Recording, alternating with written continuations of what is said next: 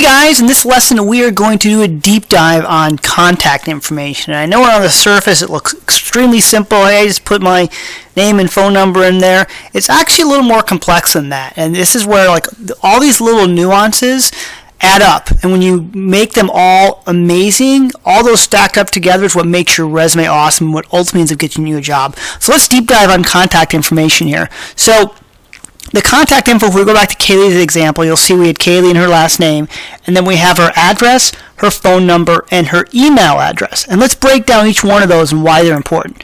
So on the contact information, you want to have the address including your city, okay? You also want to have your phone number, all right? And then lastly, you want to have an email address. And let's go into a little more specificity in each one of these attributes. So for the address, you want to make certain you put your address on your resume. But there are some exceptions to this, because if you're looking for a job, let's say you live in Dallas, Texas, for example, and that you want to move to Chicago.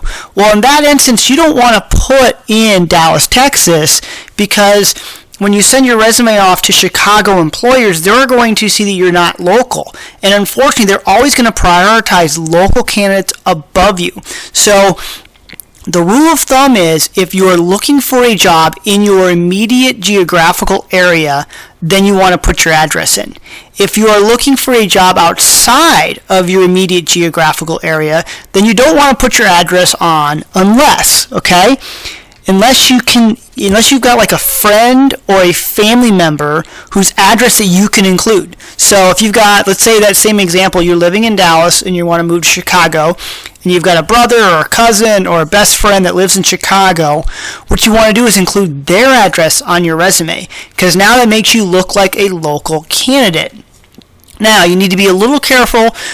Typically, the first interview is over the phone, so that's not a problem. You can do a phone screen, but you're going to need to get yourself to that area for the on-site interviews. They're probably not going to be flying you in unless you're at a very senior level. So I'm guessing for most people on here, you're probably looking for a job in your local or immediate area, in which case you definitely want to include your address.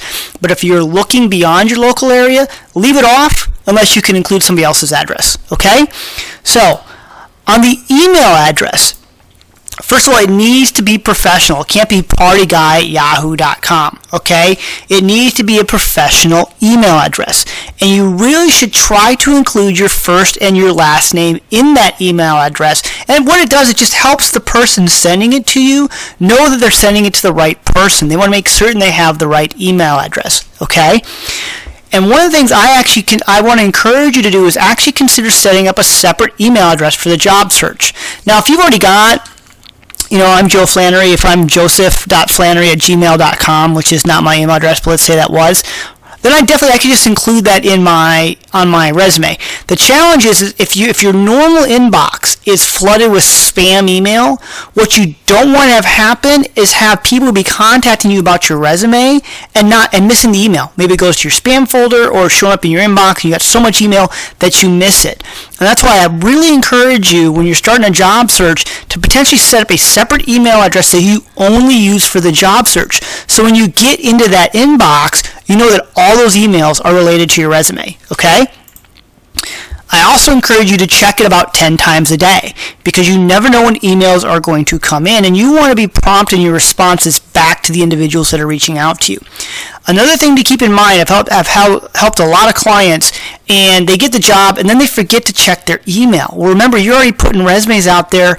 You want to make certain, even if you accept a job, that you're getting back to people that are contacting you, because you never know when you'll be looking for another job. So even after you get your job, make sure you check that email address and be responding back to those individuals, okay?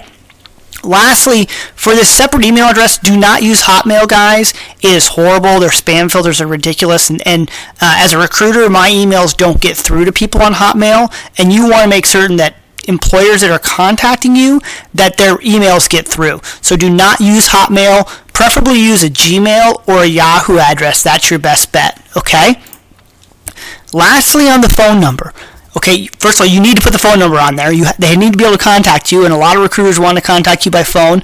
A lot of them the majority will be through email, but they need to be able to get a hold of you by phone. On your phone number, you need to leave a personal voicemail. Not the automated voicemail, okay? It needs to be your voice on that voicemail. In addition, that voicemail greeting needs to be professional.